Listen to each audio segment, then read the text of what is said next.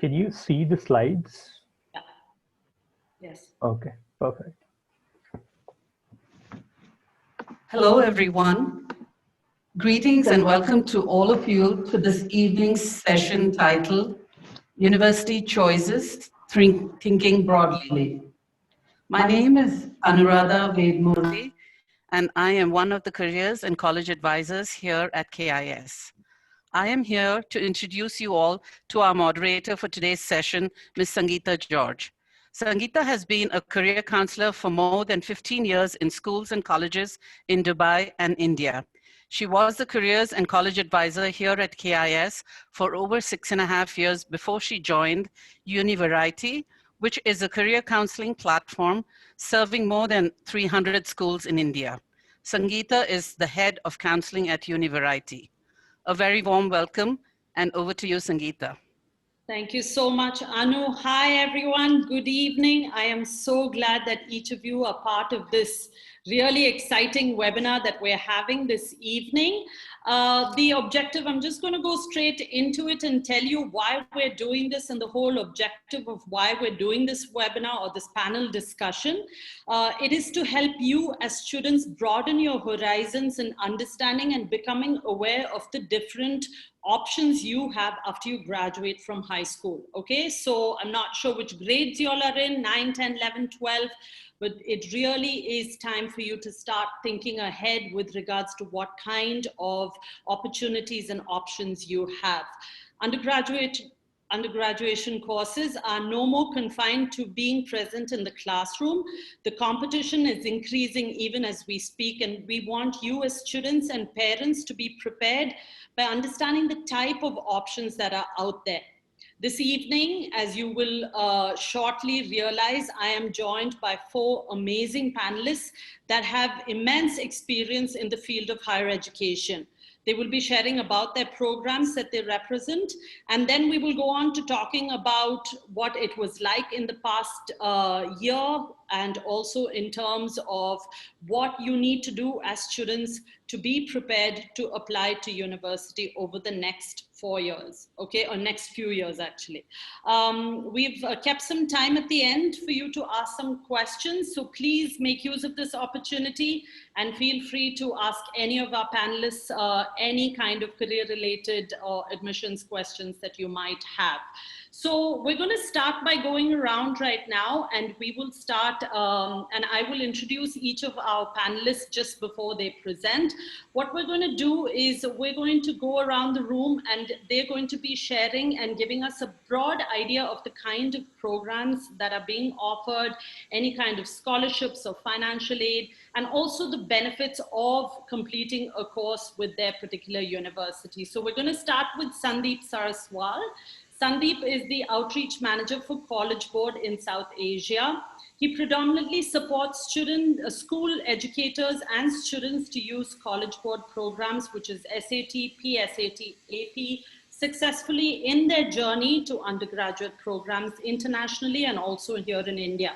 Prior to working with College Board, he worked as founding admissions and as an outreach team member at Ashoka University. I'm sure all of you know about Ashoka, supporting the university to evangelize liberal arts education here in India. After his MBA from Terry University in Delhi, he started his career at Ernst & Young in brand and marketing. He's a passionate international educator and has guided school leaders and students from all leading schools across the country to help them navigate through best college and career choices. Over to you, Sandeep. Thank you so much for being with us here this evening. You're on mute. Yeah, that always happens. Thanks for that introduction, Sangeeta, and to the entire KIS team for inviting me over on this session. So I'm going to talk about 2 things, 2 topics here today. One is liberal arts and sciences, which for me is very exciting because I've been part of that journey in India from very budding stages. Although, as you would understand, that College Board is not a university, but the organization that officially owns and conducts SAT, AP, and PSAT around the world. And now we're expanding our work in India with the Indian universities who started accepting SAT for admissions 40 of them. So that's the work that we are carrying forward. But today I thought of speaking on a little different topic, which is liberal arts and sciences and why and how does it matter? How does it work? Some of those things very quickly.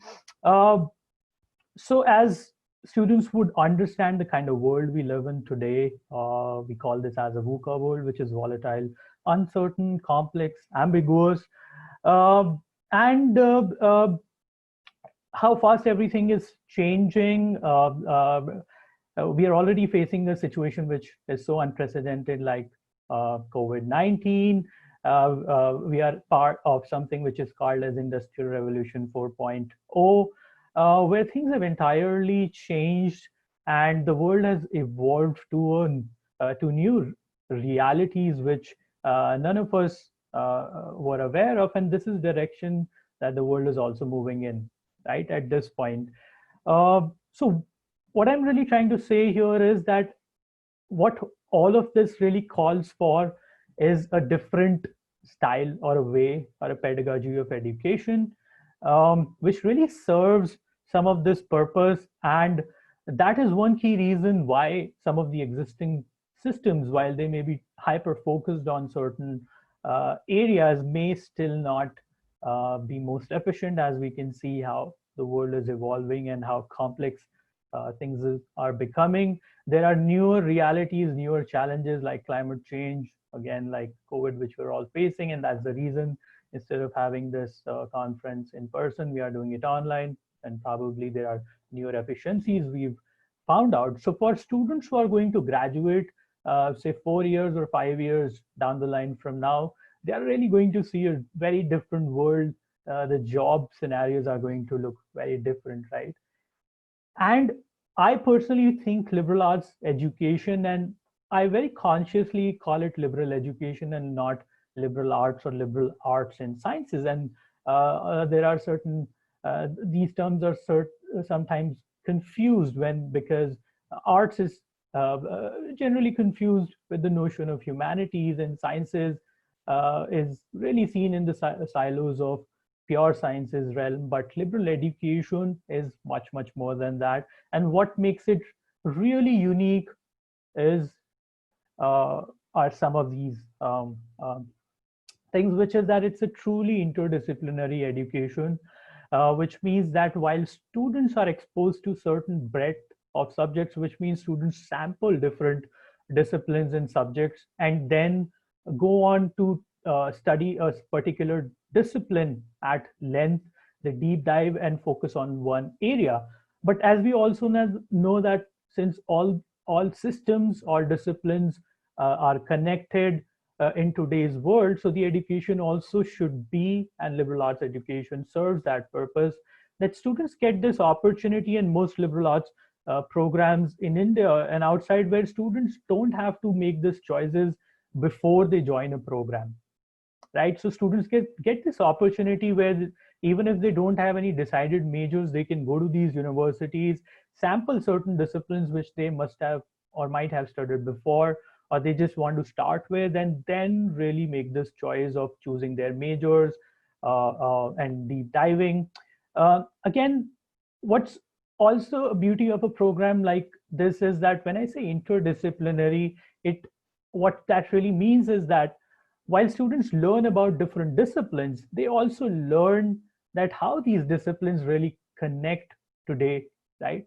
For example, a student who's studying about economics in a interdisciplinary program would also learn that how does sociology, how does psychology, how does history affect economics or economy in general, because it's the study of economy per se, and then that is broken down into macroeconomics, microeconomics, behavioral economics now, or econometrics, for example, right? But at the heart or at the base of a lot of these disciplines, there are always different subjects or disciplines which are at play, and liberal arts and sciences program really brings all of that very, very beautifully, and also caters to the need of students who may not be very sure at this point. And that I see as a big challenge, at least with students in India, that the focus is so much on careers that at very early age you have to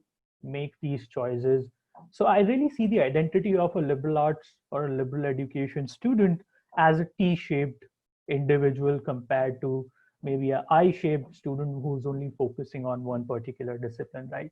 So these are some of the things that I was earlier talking about, that students have a lot of combination choices, whether they want to study computer science with literature, psychology with biology, history with statistics. There are a lot of upcoming newer fields like digital humanities, or the role of coding in literature, human computer interaction. And these may sound very anecdotal, but these are kind of the graduates uh, uh, or students who we would really need. And with a lot of automation happening, skills that really make us human are going to be at the center of everything, right? With Googles of the world, knowledge is really not one factor which really used to distinguish and make somebody stand out, but it's really the assimilation, or how do you make sense of that knowledge? How can you collaborate with people who come from different backgrounds and knowledge and really come up with solutions is what matters. And I think liberal arts education beautifully puts all of that together. Some of the universities I can. One more minute for you. Sure, perfect. I'll wrap it up in a minute. I think I will probably talk about advanced placement in the questions, but these are some of the universities in India who offer very interesting programs in liberal arts and sciences. And of course, there are others, but definitely if you are thinking of liberal arts and sciences in India, these are the universities probably you can look at, which is Ashoka, Flame, Kriya, Plaksha, which is a new program which is coming up in the north side of India, which is bringing technology plus liberal arts, again, by the same group of founders at Ashoka, O.P. Jindal. Symbiosis has a School of Liberal Arts and Sciences, Azim Premji, APJ, SRM, and many others, but these are my top picks. Back and over to you, Sangeeta. Thanks, Sandeep. Thank you so much. I'm so sorry I butted in between, but I really do want to give some time for the students at the end for some questions. Sure. So thank you really for, bringing out some of the highlights of liberal arts, especially here in India. Interdisciplinary education is, we hear everyone talking about it, especially with NEP coming in, and, all of those recommendations that have been made in the NEP and the VUCA world, and how we need to be ready. So thank you so much for putting it all together. I like that whole T-shaped concept. I'm going to take it from you and use it. Next, so thanks again, Sandeep. We'll come back to you for other questions. Next, we have Professor Dr. Gunjan Sanjeev. She is a versatile institution builder who's currently driving strategic internationalization initiatives of high importance at Amity University. In the past, she has held senior academic leadership roles for top foreign universities like Oxford Brookes and University of Bradford, both of which in the UK. At their India campuses is where she's played a part.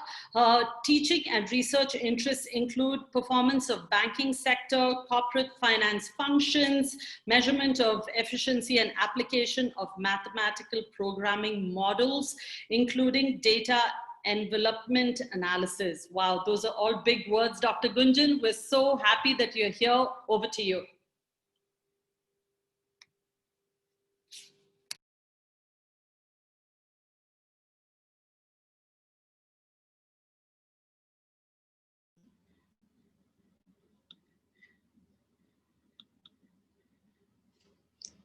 Okay, is it visible well, Sangeeta? Is it yes, fine? Okay. A very warm good evening to all of you. Thank you, Sangeeta, for inviting me here. Thank you, KIS. It's my first session for school students. I've always been speaking with the undergraduates and postgraduates. So I'm an academician, also a mother of a teenager. So I can very well relate with the anxieties, the aspirations, the excitement that all of you are going through right now, because we would like to take the best decision as far as, as far as possible when it comes to a career. So I'm doing my bit. I'm going to talk about some excellent opportunities that you would have to pursue international programs at Amity Education Group.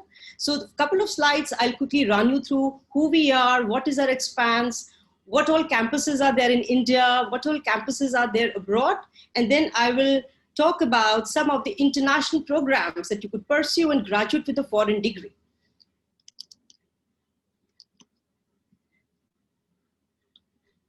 So the first slide, I think I would like to talk about our founder president, Dr. Ashok K. Chauhan, who's a driving force behind all the success that Amity has achieved so far. Now, some facts, quick facts will tell you how big we are. We are 175,000 students, 6,000 teachers, 11 universities, 26 schools, 1,200 acres of campuses across the world. And that makes us one of the largest and most progressive universities of the world. We are ranked among the top 3% universities globally. That includes some of the top rankings, such as the QS University rankings, and also the Times Higher Ed World University rankings.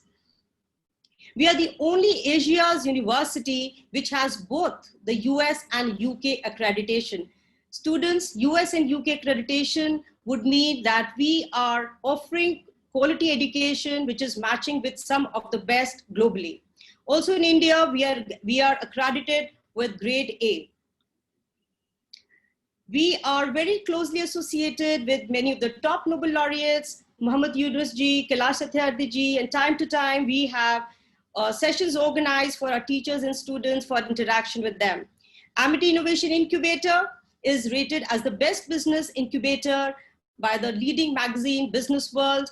Several hundred companies have been incubated, and our students have also had a role. So if you are a budding entrepreneur, look at Amity and you'll have all the facility which will help you to make a big tycoon in times to come.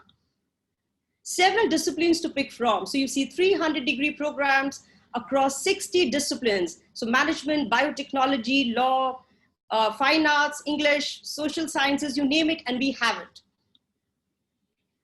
As I said, we have 11 universities, so a quick run with the beautiful pictures of our campuses. We have Noida, Gurugram, we have in Kolkata, Jaipur, we have Noida, we have Gwalior, we have Raipur, Greater Noida, Jharkhand, Patna. So we are spread across not only India, but also abroad. And if I talk about our international presence, we are based in Singapore and Mauritius. Incidentally, a lot of interest has generated in these two campuses, because we're probably in the post-COVID region. These two countries are close to India, and we have got there's a lot of students who would like to go abroad but want to stay near the home country. So the number of aspirants going to these campuses is rising. Amity New York, Nairobi, Tashkent, London, Dubai, and then I'm talking about some of the partnerships that we have across the world. We have over 170 partners across the world. To name a few, we are partners with University of Newcastle in UK, Nottingham, in the North America, Kent State, Texas, you have a number of them.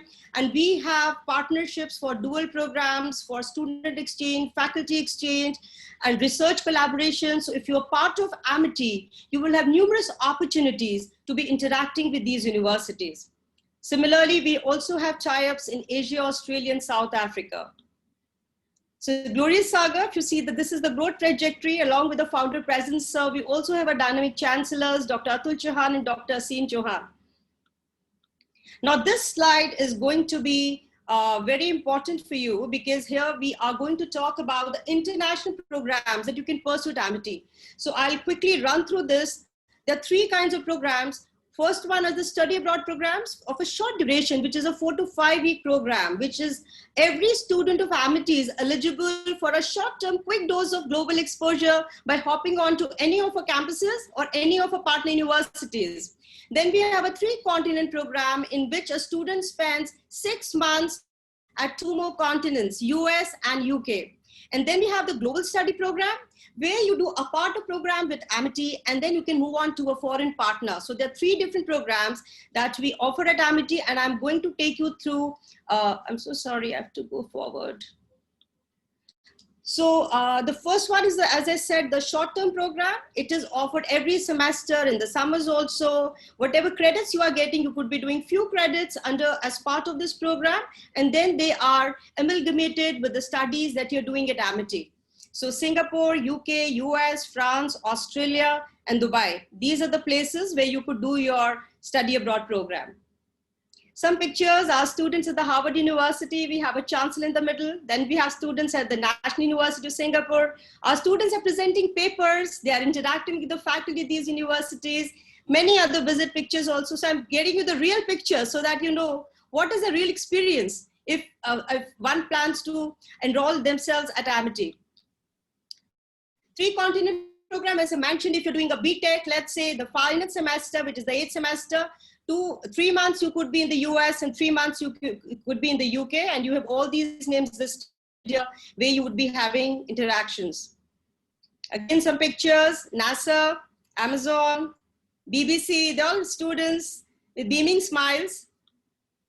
Now the third one, the most important again, this is a global study program. I'll spend a little time on this if Sangeeta allows me. This would be a 1+2, 2+1, 2+2, or a 1+1. Now this means students that 1 year you spend at Amity, 2 years you could go to a partner university, right? And we in 4 areas, we're offering this program: management, engineering, mass communication, and applied sciences. And the degrees that you would be awarded are from universities based out of US, UK, and Australia. And the final award of degree would be a foreign degree. Now see a partner university, they're very impressive. Australia has been in great demand recently. Many of the students who are coming for foreign programs, they're asking for Australia as the destination. So Monash, Deakin, University of Queensland, Canberra, Swinburne, Curtin, RMIT, they're all our partners, and you could enroll into these programs. And so 1 year you spend with us, 2 years there, and then you graduate with a degree from any one of these universities. United Kingdom, Queen Mary, the most reputed Queen Mary University is also a partner. Birmingham, they're all top name students. Brunel, Northampton, and in the United States, we have Adelphi, Iowa State. So right now the attraction for the US program is little low, but yes, we are still working with more partners in over a period of time. I'm very sure it's going to pick up again, and we'll have more partners in that list as well. Now, in this program, it is very important to understand while you're here with us, a lot of components that we are going to include in the academic delivery. So the contemporary issues we are going to talk about: industry interface, cross-cultural exposure, personality development, and social quotient. We find that these 5 elements will make you complete global citizen and offer you complete holistic education. Now, to give you evidence of what we do, I'm getting all these pictures because pictures speak a lot. So we are not just speaking, these are real pictures from the campus, and you can even spot me in some of these pictures. Sure, I'll wrap up in 1 minute, Sangeeta. So this is one series I'm very proud of. This is the Distinguished Global Indian Speaker Series, where we have speakers from the top 20 universities of the world. So right now you can see professors from Princeton, Yale, MIT, Dartmouth, Duke. So all these people are regularly visiting our campuses, interacting with the students, faculty, and all this learning is trickling down into the classroom. More pictures, MOUs being signed, delegations visiting, faculty being trained by the foreign professors, students working with students working with students from the partner universities. See this diversity, it's a beautiful picture. We have several hundreds of international students from over 30 nationalities. So there are a lot of interactive opportunities between Indian students, international students, which is resulting in a great learning experience for our students. Some more pictures, some fun, cultural. These are all international students performing their National Day celebrations. And in the center, we have a great seminar, which you'd see at least the 15 nationalities in the middle picture, where the students from Florida International University visited us, and our students from 13 nationalities, they participated in the seminar on the topics such as women empowerment. So if you'd like to know more about these programs, you could always visit our website, or you could get in touch with us. So thank you very much. Thank you so much, Dr. Gunjan. Students, parents, if you have any questions at the end, a little bit more details if you want about any of the aspects that Dr. Gunjan referred to, please feel free to ask, and she'd be happy to take your questions. Thank you so much for doing all of that. I don't know how you did it in 7 minutes, but we got quite a bit of information about your international programs, your innovation incubator. So thank you so much, Dr. Gunjan. I'm sure there'll be questions at the end also. Moving on to Mr. Frederico Silva. He's the Assistant Director of Admissions and Strategic Recruitment at Northwestern University in Qatar. So we're moving out of India a little bit now. He has worked in the field of international education for over 10 years and implemented enrollment strategies for institutions in the US, Saudi Arabia, and Qatar. Fred is a volunteer with the Council of International Schools and International Association for College Admissions Counseling. He has presented in international conferences and conducted training courses for new professionals in the field of international admissions. Thank you so much, Fred, for being here with us this evening. Over to you. Thank you so much. Thank you. Good evening to everybody. Thank you for having me. It's a great opportunity to be speaking to all of you. As I prepare my presentation in here, wanted to just also mention how big of a fan of KIS we are here at Northwestern. In Qatar, we have two outstanding students who have managed to very quickly capture the interest of all of our faculty and staff here at the university. And I think that's actually one of the greatest ways to promote a school within a university is to send such great alumni to impress us all over here. So everybody's very excited to continue to have a great relationship with the school. So just going, we'll see if I can actually be as quick as Dr. Gunjan in giving you a quick presentation here about Northwestern. Some of you may actually be familiar with Northwestern University in the United States. It's a long history of a comprehensive institution located about 20 minutes from Chicago. And in the theme of going global, one of the aspects of Northwestern a little over 10 years ago was invited by the ruling family to open and establish a presence here in Qatar. And that's where I'm actually speaking to all of you. I've been living in Qatar for a little over 4 years now. Happy to answer questions about the country as much as the university.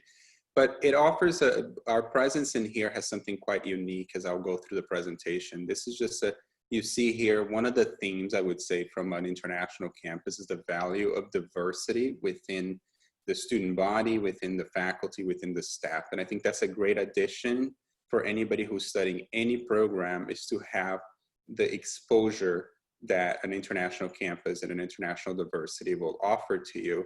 I often tell people we do not offer a class in intercultural communication. You practice it every single day in here. And that's the thing, again, something to carry on for your years to go. Being here also, being a small campus at Northwestern, it allows us to have a degree of a lot of focus into our students. You see in a very low faculty to student ratio. And you know, it's not a great place to hide, but it's a great place to build long-lasting relationships with our faculty over here. One thing before I go through that I wanted to clarify is another unique aspect is we are a school of Northwestern internationally. So when our students graduate, they will be giving a Northwestern degree just as much as if you had actually gone to the US and studied at Northwestern over there. So you are a Northwestern student, you're just not on our main campus. Now we do offer two of what we call the signature programs here from Northwestern, and I'll go in through more details later on. I'm just going to quickly, briefly mention. One is a Bachelor's of Science in Communication, a very comprehensive and broad degree.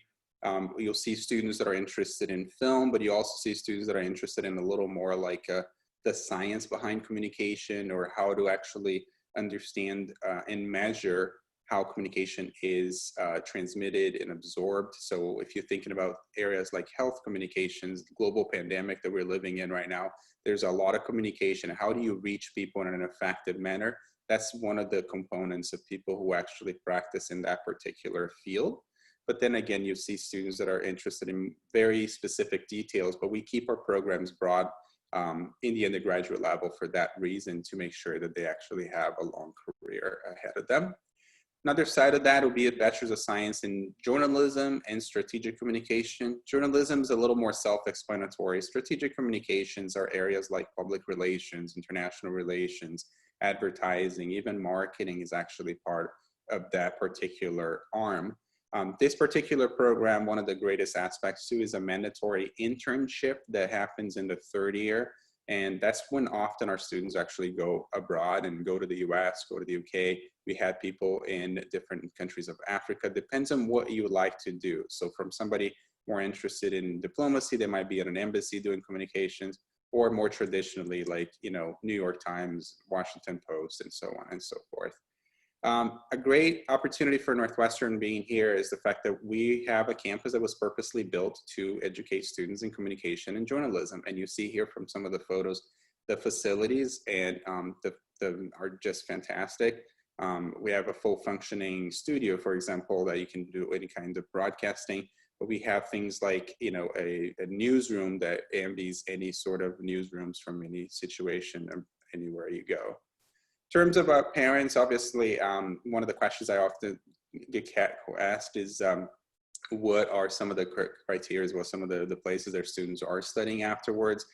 This is obviously a very big list. It's not extensive, doesn't mean every single one of them, but you see here from this list anywhere from media corporations to banks to medical research corporations. So it is very broad of what a student can do.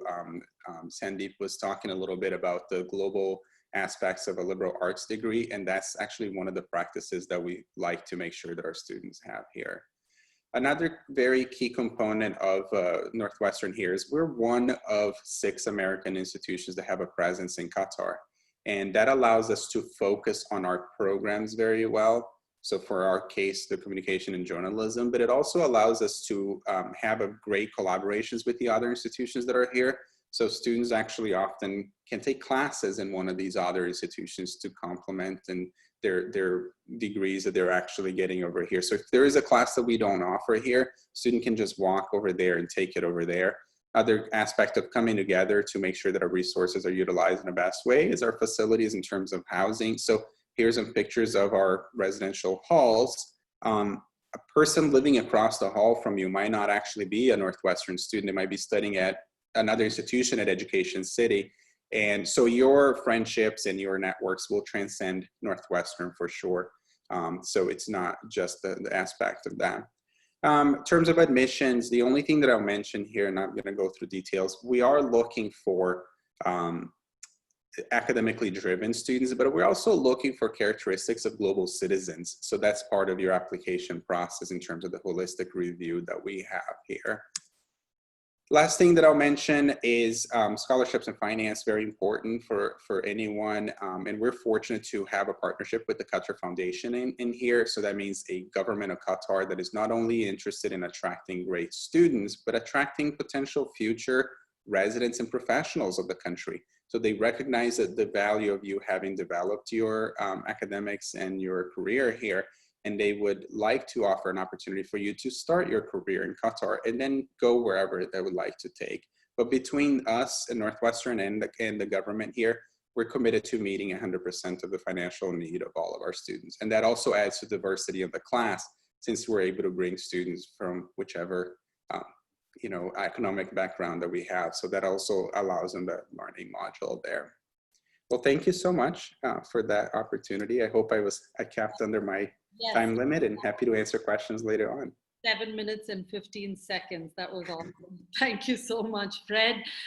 We've actually heard rave reviews from both the sisters who are at your campus. So, thank you for quickly taking us through some of the admissions and scholarships and just alumni where they are right now. So thank you for doing that with us. We also, our last panelist for today, and then we'll take some questions together. Good morning to you, Dr. Hitesh. I know you're far, far, far away from us in Indiana. Dr. Hitesh Kathuria has completed the Management Development Program from Harvard University. He holds a PhD in Biochemistry and Molecular Biology. He joined the Office of Collaborative Academic Programs from Indiana University East, where he was the Associate Dean for the School of Natural Science and Mathematics. Dr. Hitesh has extensive experience creating new degree programs. He created and taught several online classes in chemistry and biochemistry. In the Office of Collaborative Academic Programs, Dr. Hitesh works with faculty and administrators across Indiana University campuses to create new online programs. Dr. Hitesh, thank you so much for being here with us. In my next birth, I want your brain to be able to do biochemistry and chemistry. So welcome. Please do tell us about the Indiana University online programs. Thank you, Sangeeta, and thank you to the entire KIS team for organizing this event. I'm going to start by sharing my screen and showcasing a PowerPoint slide. Okay. Do you see the slides? Yes. Okay, thank you. So I'm going to talk about Indiana University Online, and I jumped a slide, my bad. I'm going to talk about Indiana University Online. Indiana University is a public university. It's a state university with a national and international reach in the state of Indiana. We have 7 campuses in the state of Indiana. The closest one to Chicago is about 30 minutes south, but our biggest campus, the flagship campus, is about 3.5 hours south of Chicago. So that gives you some idea about geographically where we are located. Today, we're going to talk about Indiana University Online, or IU online degrees. We are a globally recognized university. The good thing about our diploma is, just looking at our diploma, nobody can tell if the student finished their degree in an online format or on an on-campus format. You can take a degree from any of the 7 IU campuses. It'll just say Indiana University. So that's the good thing. Then it's a very affordable tuition. So typically, obviously, the tuition rate varies according to the degree, but let's say an informatics degree, a bachelor's in informatics degree would cost you about 40 lakhs for a 4-year period. That's 10 lakh per year if you do not travel to the United States, because we are bringing Indiana University to you. We have about 150 online programs that are already in place. 20 more are going through approval process right now. So by the time you guys join us, you'll have about 170 programs. This is the first year when Indiana University has gone SAT optional. So right after your 11th grade, you can apply and keep your cell phones ready, because we're going to start the application process in the next couple of minutes. You do not have to take the SAT exam in order to get admission into Indiana University. We have a lot of flexibility, so it fits into the busy lifestyle of our students, and we have an alumni network of about 700,000 students who've graduated from IU.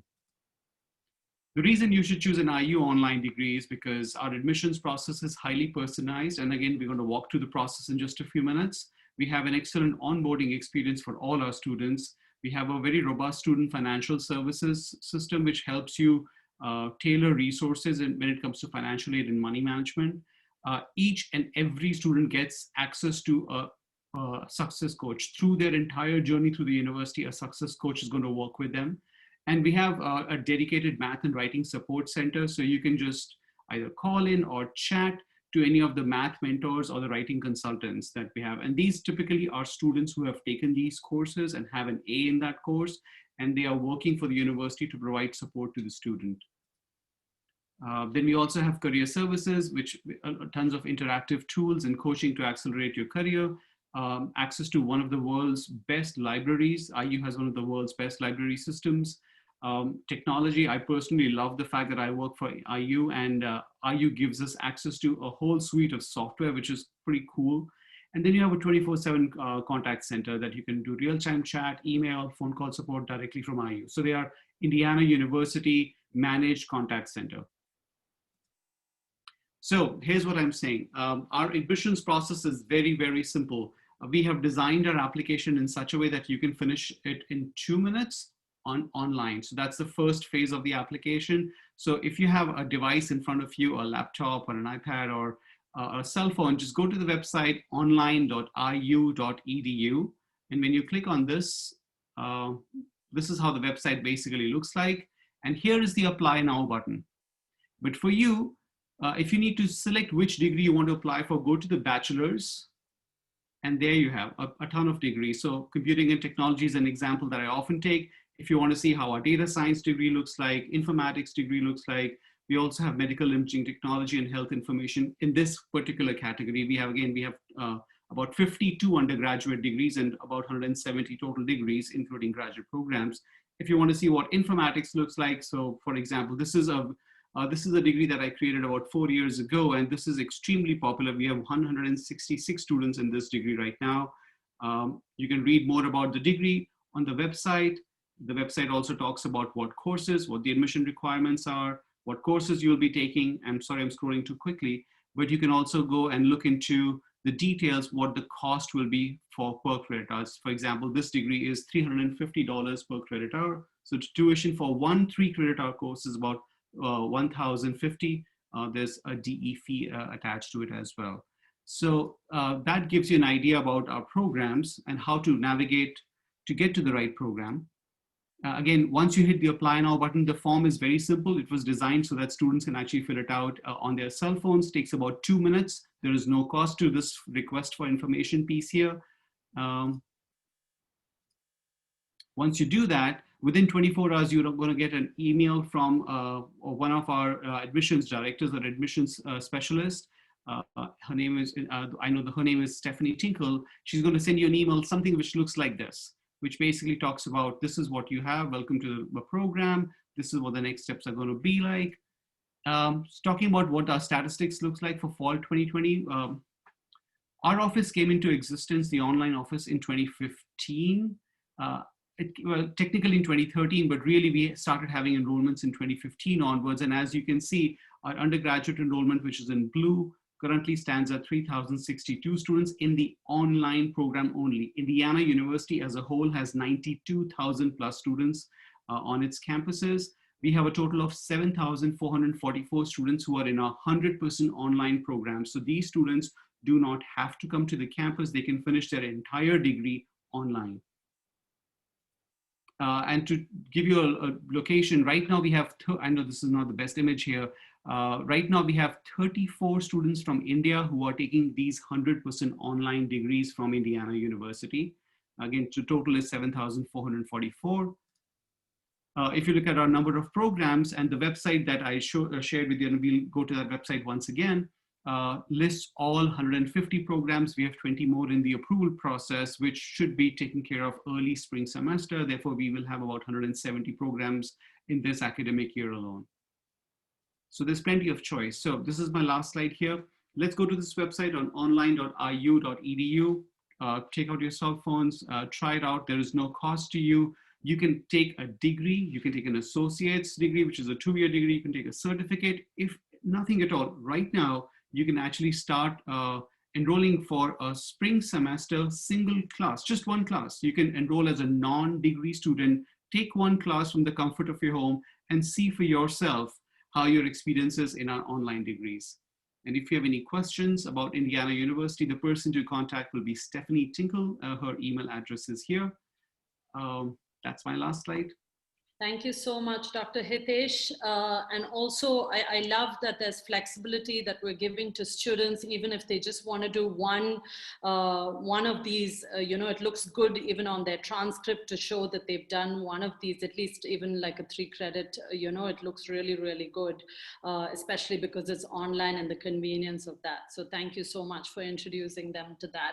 I'm wary of time, and I know I've got about 10 minutes before I can open it out. I know Soil, my friend, has asked a question. Soil, I'll take your question. But just before that, I just want everyone who's listening to actually have a little bit of idea about what last year's round of admissions was like for each one of you. So I'll just open it out for Fred, Dr. Hitesh, and Dr. Gunjan to talk. Sandeep, I've got a question for you, don't worry.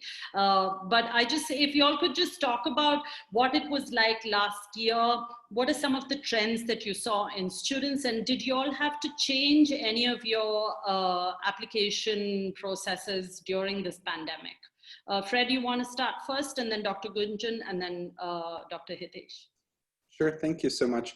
I think in terms of trends, what I'm actually seeing more and more from being a global campus is that I think students are considering opportunities outside of your normal, traditional, the US, Canada, UK, and Australia. So we've seen a great increase in number of applications, as well as the quality of students that have continued to apply. And that's a great thing for a university, obviously, that we would like to keep So that's the trend that we saw. In terms of differences, given the current situation in the world, change wasn't necessarily for last year, last cycle. We just started our new cycle now. And one of the biggest changes is we will evaluate applications who have not completed the SAT or the ACT. And that's just based on just the sheer number of students that unfortunately do not have access to take one of these two exams. So we are being a little more flexible on that part. Excellent. That's good. That was one of my questions for you. If you've become SAT optional, maybe for this year that you have. Okay, great. Dr. Gunjan, you're on mute.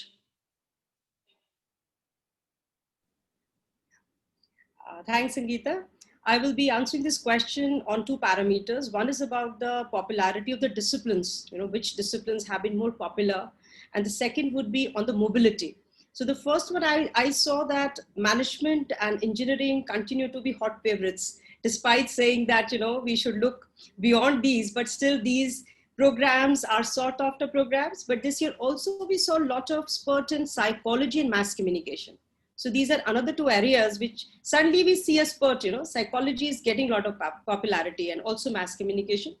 When you talk about mobility, as Fred also pointed out, we saw that the attraction for the international programs has gone up because as per the Quacquarelli-Simmons report also, if you see that 48% of the students who were wanting to go abroad this time in India, they have changed their opinion, maybe they are kind of a limbo right now. So the advantage is that, all those universities which who have, the international programs, so applications have gone up for the international programs. So the global study program that I talked about, we have over 100 applications right in the first 2 weeks when we opened up this program. And also we see mobility, because we have campuses across the world. So the demand for the for campuses within Asia, because Asia somehow handled the pandemic better, reasonably, but again we see the different statistics for different countries. So a lot of demand has come up for a Singapore and Mauritius campus. Incidentally, Mauritius especially for the tourism program, because we have a tourism program there, and Mauritius is a good hub, to understand tourism. So that's on the mobility as well as on the programs, that we offer. Great, thank you. Dr. Hitesh? Yeah, the biggest change that we had to do was we actually made IU as a SAT optional university. So students who are in 11th grade right now, they can go ahead and apply. They don't even have to wait for their 12th standard results. And actually, I always joke with my students, you just have to pass 12th grade because you will have your admissions letter in your hand by February.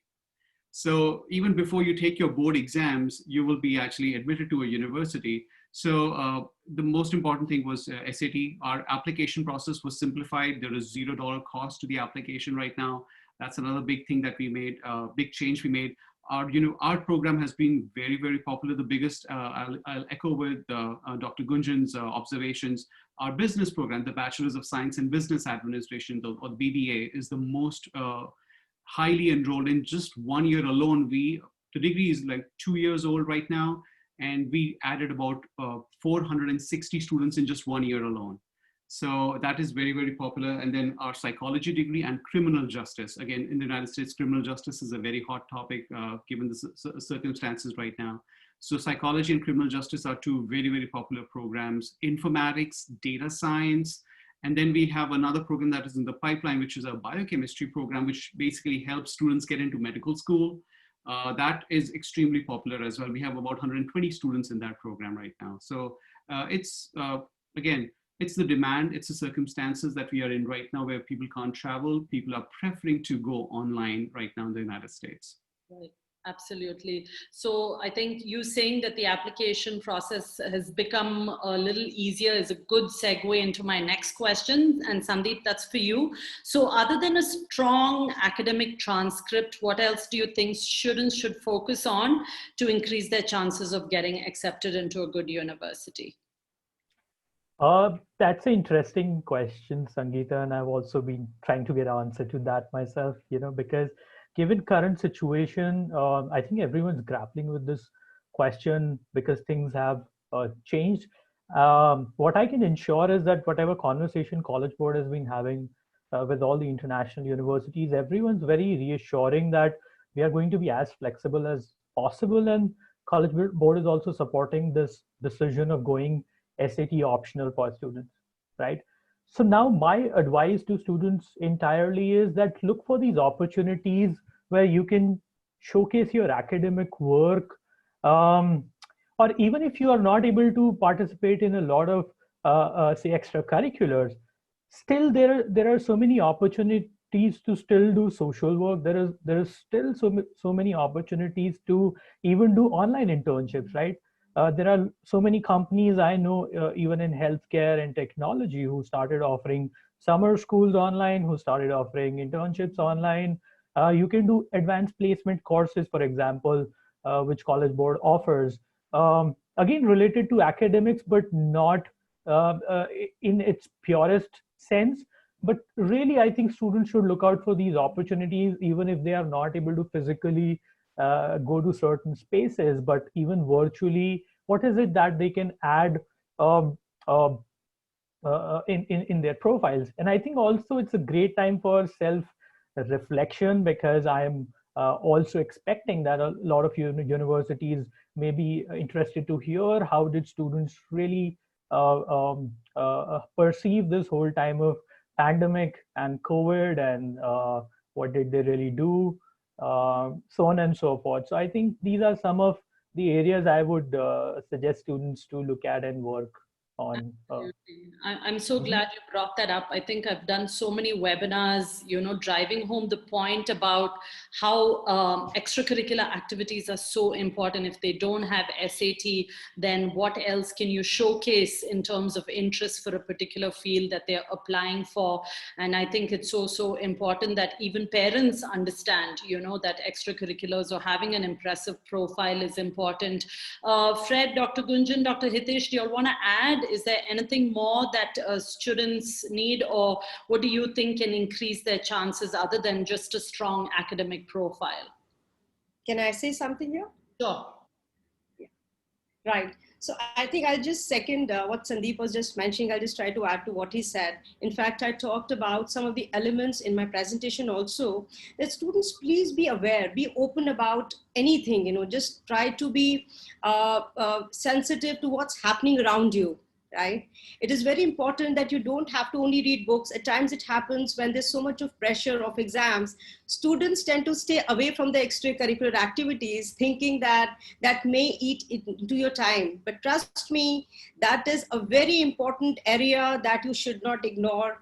Engaging in extracurricular activities will help you develop your leadership skills, your team building skills, your speaking skills, your writing skills. And speaking and writing are two areas, no matter what discipline you're going to take, it is very important that your communication has to be very strong. No lecture, no YouTube channel will be able to give you the right, right information, but it is only learning by doing. So the more you engage yourself into these activities, more and more confidence you will have about yourself. In fact, even at the university level, now if you talk about a presentation, I've highlighted those areas, and we try to give those components even to our postgraduates. So it's very excellent initiative what KIS team has, is taking up today, and Sangeeta is also talking about that. Even ninth grader, imagine if you are sensitive about these things right now, you will be just an excellent individual, would be suitable to any kind of industry once you pass out of your school. Excellent, thank you. Fred, did you have anything to add? I think the one thing I would say is that, if parents are looking for some activities that are also somewhat academic, one of the opportunities of the current situation in the world is the amount of pre-college programs that are being offered online as well. So, most of these programs traditionally were offered in our campus, but we would like to continue to offer them. And we have a few that we transition to an online instruction. And that's a great way not only for developing your resume per se, but also trying it out. See if you like the course, if you like the type of instruction. Those types of things are different, and it can add to an application. It won't substitute a great academic from school, but it certainly is an added point for students that are in the application process. Absolutely. Thank you so much. Coming to my, there's one question, and I think I'll just take it. Anu, is that okay? I'll take it in between, and because I have only 6 minutes, I don't not want to answer. Fred, this is for you. The question is there any biology or science-related bachelor courses in Northwestern, Qatar campus? So in the Qatar campus, that there are not bachelor programs in biology or sciences. We focus on the communication, the college communication, and the college of journalism and strategic communication over here. There are opportunities to take biology courses in Qatar in the education city, but not necessarily at Northwestern. So if somebody would like the offerings of the education city as a whole, and they're looking at programs that we don't offer, we don't ever overlap the programs on purpose. So we actually collaborate with each other. So for somebody in biology, for example, Carnegie Mellon has a program on that, and they have a presence in here as well. Excellent, thank you.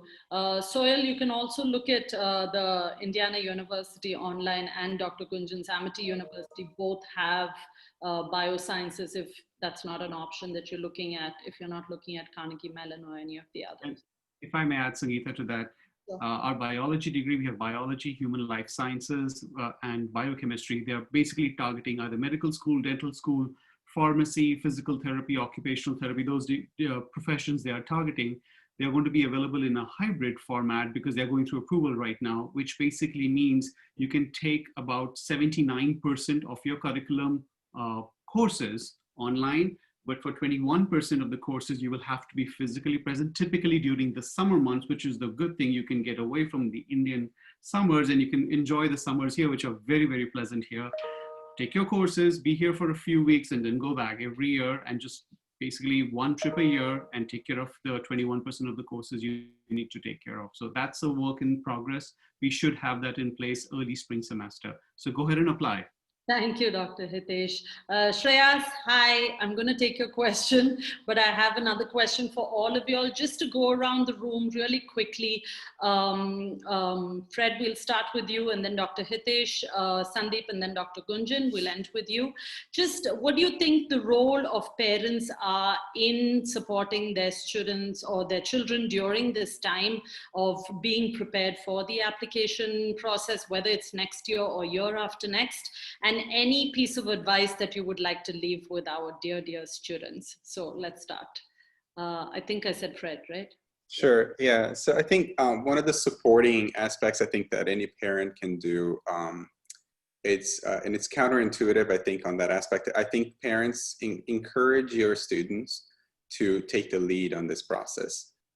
You know, they're fantastic. What you have done so far is amazing, and we would like the opportunity to experience the interactions with them right now. So encourage them to be the ones, whatever you can do to give them the confidence to come forth and interact with universities and take the lead on their application process. It will come in handy not just on the aspect of the application itself, but as they transition to college, that becomes clear that the students that were ready for this experience. And I think that's something that you can, again, encourage them, give them the strength. You know, they'll be difficult at times, but they'll need your support to remind them that they are doing everything that they can really right at this point. And I don't know if there is another section of that, but if you'd like me to address, sorry. Any advice for students? So anything for parents, what the role of parents, and then any wise words for our dear students? I think the similar aspect for students is honestly, don't be afraid of being in touch with the university that you are applying directly. People like me and like my colleagues that are in the panel, we're here, and I hope you can understand this. Our role is really to pave the path for you to get to our institutions. We're not necessarily gatekeepers as much as I think a lot of people like to say. We would like to be able to find the right person and allow them to attend the right college. So be in touch with us, reach out to us. We'd like to hear from you, and we're here to help. Thank you, Fred. Who's next? Dr. Hitesh? Yeah, so both for students as well as for their parents, start early. That is the most important thing. Talk to the admissions counselor and the universities. Right now, the pandemic is one of the best things that could have happened to an international applicant if you're not willing, I mean, besides the traveling piece, because you have choices. Universities are hurting for enrollment, so they are going to make bargains when it comes to scholarship. So talk about it, and right now the customer is the king. So this is one of the best times to engage universities in conversations like, what is the best scholarship you can actually give me to my student? My student has done X, Y, and Z. Because universities are hurting for enrollment. So start early, shop around, do not stop with the first university you get admission into. Shop around. Sandeep, thank you, Dr. Hitesh. Yeah, I think for parents, I have one advice, which is to emotionally support their uh, uh, children, especially in the time which we are all facing, because students are really panicking and there's a lot of anxiety I can see in minds of students I talk to and parents. So I think their role at this time, and even counselors' role, becomes very important in calming down their anxieties and giving that emotional support that they really need. What I expect from students is that they should be ready to put in a lot of research and work, which is really needed, because things have changed a lot, right? So you cannot assume and go with the same mindset with the knowledge that you even had before, right? So even if the universities have gone test optional, you don't know if they've gone test optional for 1 year, 2 years, forever. So you really need to put in that work and be very, very sure with what is happening. And like Fred said, you can go ahead and talk to the universities. So my only suggestion is put in that work which is needed. It's needed even more than before. So just be ready for that. And parents, if they support students emotionally, I think they are good to go. Thank you, Sandeep. Dr. Gunjan? Yes, I have one advice for the students and one for the parents. So I'll start with the students first. My advice is think global, irrespective of whether you would like to pursue education in India or abroad, because being global doesn't mean literally traveling abroad. So look at the university, look at a program which is giving you that holistic exposure, because it is not a choice anymore whether you like to be global or not. By virtue of being in a globalized environment, you are competing with somebody, let's say 1,000 miles away somewhere. So you have to think global. So be aware about what are the offerings, what kind of internationalization at home activities are being done by universities, even if you'd like to stay within India. And of course, if you'd like to go abroad, there are several options that you have to explore. And for the parents, again, it's a very important advice, because I get I'm interviewing many students, for university admissions. So I encounter a lot of examples. So I'll quote one quickly, that there's a student who joined medicine last year, went to Europe, then dropped his year, came back, and is now joining BTech Computer Sciences with us in the global study program, for the reason, because he wanted always to do engineering, but his parents wanted him to do medicine, right? So it is very important, parents, that we understand, we all understand. As I said, I'm also a mother of a teenager myself. So it is important for parents to create a bouquet of offerings for the children, and then let them pick one out of that. Let's not push too hard. There's another example I shared just 2 days back. I interviewed a student, was made to take science, and he did very bad in his 12th. And now he's coming and doing BBA, because his interest was always in economics and commerce. So it's a sincere request to parents that don't be very specific about any one particular discipline or profession, but create opportunities, as all of the eminent panelists have mentioned, that let's be aware about choices. We create a broader bouquet, make them aware about what are the possible outcomes, the pros and cons of doing a degree, and then allow them to choose and pursue their passion. Thank you very much. Thank you so much, Dr. Gunjan. Fred, there's one question from my friend Shreyas. Are there any dual degrees relating to percussion and biology available at Northwestern? And he's a fantastic drummer, by the way. Okay, great to hear. I'm gonna just give a very brief information. We're talking to the main campus over here, that would be an opportunity. One of the very key components of Northwestern that they love is this idea of a holistic student. So a percussionist who is also a biologist is right up there with their offerings. So absolutely do take a look at that. Main campus. Yes. Awesome. Okay. IU has Jacob School of Music, which is world renowned. So look at IU also. You'll fall in love with the school. Yes. I agree with both. Okay, I think we are 4 minutes over my time. Thank you so much, first of all, KIS, for allowing me to do this. I miss you guys every day, and I sometimes wish that I was back there. My dear panelists, thank you so much for being here, morning and afternoon and evening for some of us, and thank you so much for your words of wisdom, for sharing information about your different programs. I'm sure our students are going to be in touch with you all. Students, parents, a couple of things to keep in mind. Think globally, attend information sessions and virtual tours, as many. There's so many out there, so do your research, do that. Start early, and of course, work on your extracurricular activities and profile. If you need any of us and any information from us, please feel free to get in touch with us, and we'd be all happy to help you. Thank you so much, Anu and Saumi and Steph, for having all 5 of us on for this evening. That's it. Anu? You're on mute. Yes. Thank you so much. Thank you so much, everybody, for doing this. Really appreciate all the words of wisdom that we heard. And thank you for spending your valuable time with us. Really appreciate it. Wish you all a wonderful week ahead. Thank you. Thanks, Sumitra. It was great being here. And thanks to all the panelists. Bye-bye. Thank you. Bye-bye. Thank you, everybody. Thank you very much. Thanks. Yeah. Thank you.